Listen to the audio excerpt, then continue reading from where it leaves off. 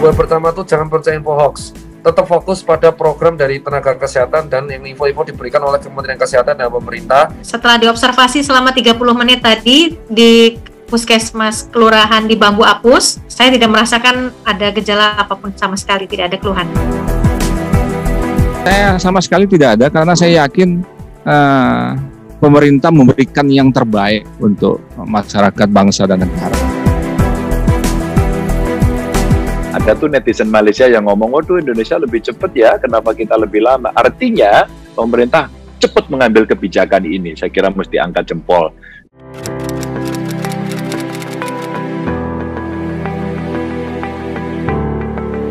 Kita memang harus divaksin, karena kita harus memulai untuk memerangi dari virus COVID ini.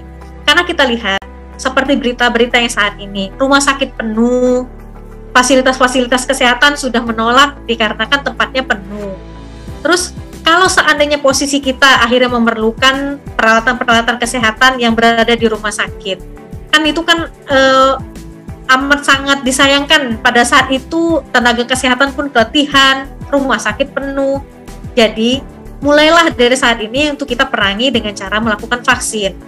Kalau saat ini kan vaksin sudah dinyatakan oleh peneliti bahwa ini aman.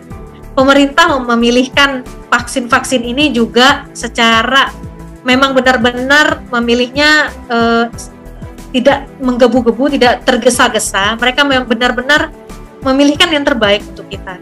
Jadi kita coba untuk mempercayai pada pemerintah, mempercayai pada tenaga kesehatan, mempercayai pada orang yang profesional di bidangnya. Kalau memang kita tidak percaya, sedangkan kita sendiri tidak profesional di dalamnya, terus kita mau seperti apa lagi? Terus mau sampai kapan kita seperti ini?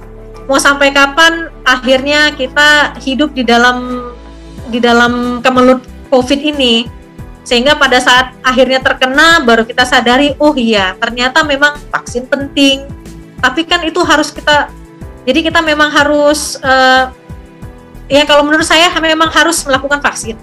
Karena memang harus dimulai dari saat ini. Masyarakat itu harus divaksin dalam rangka untuk meraih herd immunity dan untuk meminimalisir terjadinya pemberatan pada COVID. Vaksin itu kan tidak bisa mencegah penularan, makanya tetap harus patuh protokol. Tapi vaksin itu bisa mengurangi, meminimalisir terjadinya kemungkinan pemberatan COVID dengan resiko yang lebih rendah. Jadi vaksin ini kalau orang udah kalau ke Sinovac, orang kalau kena COVID mentok gejalanya nggak ada apa-apa. Kenapa? Karena gejala COVID itu 80% ringan, 20% berat. Nah kita nggak tahu nih 20% berat itu seberapa banyak. Kalau 20% dari populasi penduduk ya banyak banget Pak, 54 juta orang. Jadi harapannya kalau divaksin tuh orang kena resiko berat tuh lebih rendah. Nah Sinovac itu 65,3%. Kalau dari perhitungan ilmiah, dia 3 kali lebih rendah untuk orang kalau kena COVID jadi lebih berat gitu. Iya, vaksin ini kan mencegah ya. Kalau kemudian kita dengan 3M, sekarang plus 2M ya, 3M-nya plus 2M, kurangi mobilitas, jangan mendekati kerumunan dan sebagainya. Udah kita lakukan, belajar kita udah 10 bulan lebih saya kira. Dan ternyata pandeminya masih naik, bahkan untuk kurva pertama saja kita belum turun begitu ya, sehingga kalau kita bicara yang berikutnya kok rasanya belum. Nah dari sini ini serius dan di dunia juga serius, bahkan ada beberapa negara sudah sampai lockdown diulang lagi gitu ya. Maka kalau kemudian secara ilmiah sudah ditemukan satu vaksin, maka kita sudah mulai dengan 2 cara. Cara pertama melindungi diri secara fisik dengan 5M, dan kemudian di tubuh kita kemudian ditambahi lagi dengan vaksin itu. Yang secara metodologi dari sisi ilmu kesehatan saya kira vaksin sesuatu yang biasa saja sebenarnya ya, apalagi menghadapi penyakit menular seperti ini. Maka dengan divaksin harapan saya akan mencegah diri kita, imun kita lebih kuat, dan kemudian mulai kita akan mengurangi nanti potensi kita bisa terkontaminasi virus ini, sehingga inilah pencegahan yang memang mesti dilakukan oleh masyarakat.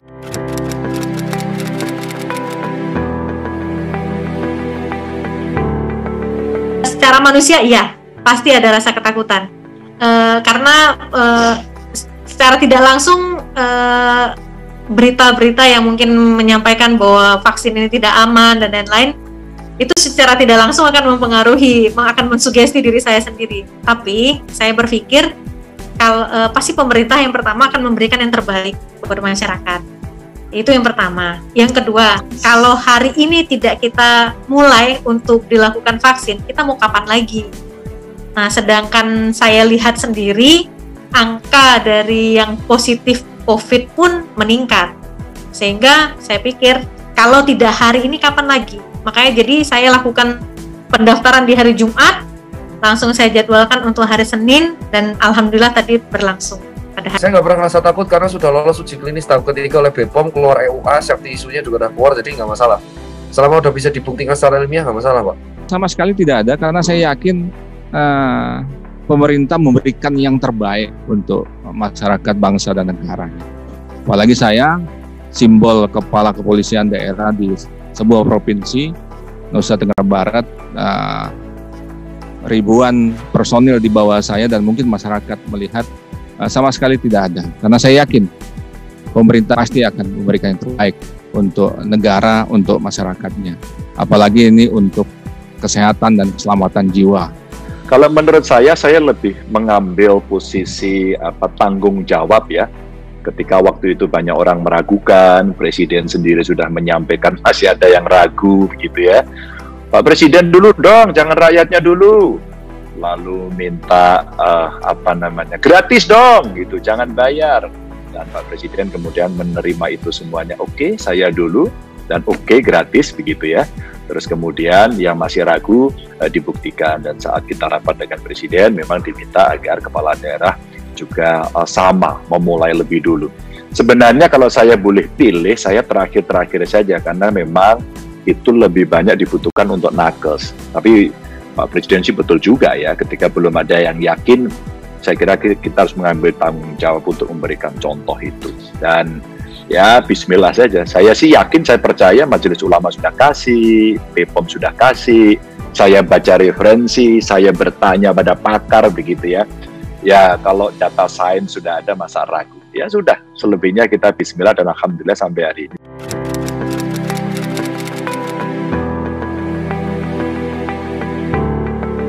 Alhamdulillah sampai dengan saat ini sehat, tidak terasa apapun, tidak ada rasa sakit di tempat suntikan, tidak ada merah di tempat suntikan, maupun perasaan yang entah itu terasa demam ataupun terasa berdebar dan alhamdulillah sampai dengan saat ini saya tidak merasakan.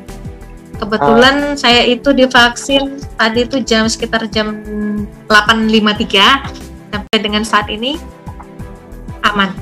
Setelah diobservasi selama 30 menit tadi di Puskesmas Kelurahan di Bambu Apus, saya tidak merasakan ada gejala apapun sama sekali, tidak ada keluhan. Berita apa, Mas? Nggak ada berita efek samping, Mas. Kalau ada efek samping udah ipoh, nggak ada efek samping.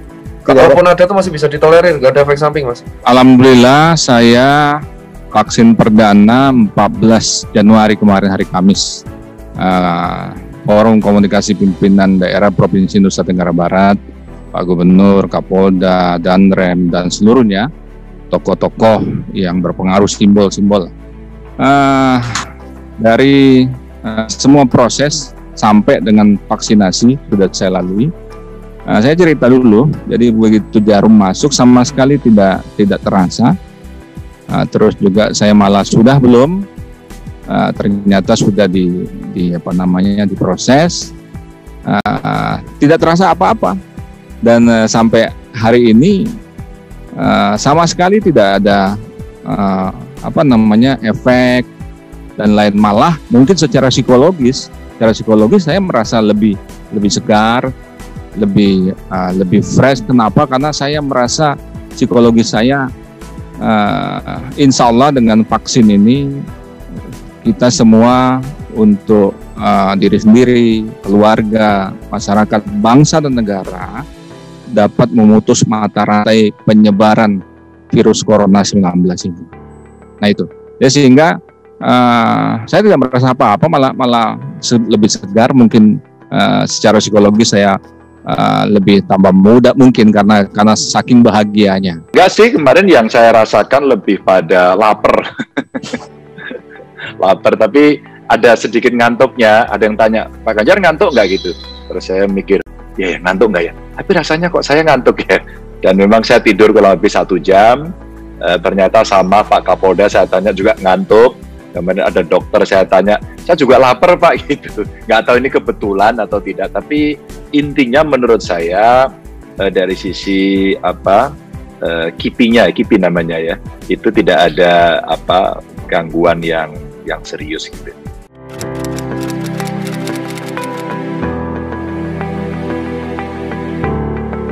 Jangan percaya info hoax. Info pertama tuh jangan percaya info hoax. Tetap fokus pada program dari tenaga kesehatan dan info-info diberikan oleh Kementerian Kesehatan dan pemerintah, dan data-data yang diberikan oleh teman-teman media independen juga. Jangan percaya info hoax yang beredar yang ngatain vaksin untuk microchip tuh nggak ada, omong bohong itu, semua bohong gitu. Dan saya tambahkan, saya menghimbau bahwa teman-teman masyarakat dari seluruh elemen masyarakat nggak perlu takut, tidak perlu juga mempedulikan hoax dan lain sebagainya. Rasa ketakutan itu bisa dibuktikan, gitu ya, bahwa ya dan semua tokoh-tokoh, pejabat formal, bahkan Bapak Presiden yang pertama sekali divaksin sampai hari ini tidak ada apa-apa, melaksanakan kegiatan rutin. Kenapa harus divaksin? Tadi sudah saya jawab sebenarnya, bahwa kekebalan tubuh, gitu ya, tidak begitu bicara tentang teknis anatomi kandungan vaksin, tetapi saya yakin bahwa vaksin ini harus bermanfaat untuk memutus mata rantai penyebaran COVID. Jadi kalau misalnya semua masyarakat sudah divaksin, gitu ya, penularan COVID bisa diputus karena sudah ada kekebalan tubuh, imunitas tubuh. Tetapi sekali lagi, vaksin ini sama sekali tidak boleh mengurangi sedikit pun protokol kesehatan. Protokol kesehatan, cuci tangan, menjaga jarak, menggunakan masker, dan beberapa pola-pola hidup sehat terus kita lakukan, karena memang pelajaran penting adanya coronavirus disease 19 ini, kita harus lebih aware terhadap kesehatan gitu. Satu, jangan gampang percaya sama hoax. Bertanyalah kepada pemegang otoritas. Kalau Anda bicara kehalalan, MUI sudah kasih. Kalau Anda bicara satu proses ilmiahnya, BPOM sudah kasih ya. Terus kemudian dalam pengalaman banyak negara sudah kasih. Ada tuh netizen Malaysia yang ngomong, waduh Indonesia lebih cepat ya, kenapa kita lebih lama? Artinya pemerintah cepat mengambil kebijakan ini. Saya kira mesti angkat jempol. Sehingga masyarakat nggak perlu ragu. Saya kasih nomor WA, saya posting di medsos saya. Silakan masyarakat yang pengen tahu tanya kepada narasumber yang benar, pemegang otoritasnya, sehingga masyarakat tidak perlu ragu. Cuman sekarang sabar dulu, karena hari ini prioritasnya lagi kita berikan kepada nakes. Insya Allah setelah ini pelayan publik, setelah itu mereka yang kelompok rentan, dan berikutnya kemudian masyarakat. Jadi tentu kalau nanti Pak Menteri Kesehatan memberikan kebijakan kepada kita akan bisa tukar-tukar mana yang menjadi prioritas, tapi urut-urutan sudah kita siapkan lah begitu. Jadi jangan ragu, kita bismillah lah, mudah-mudahan kita menyelesaikan.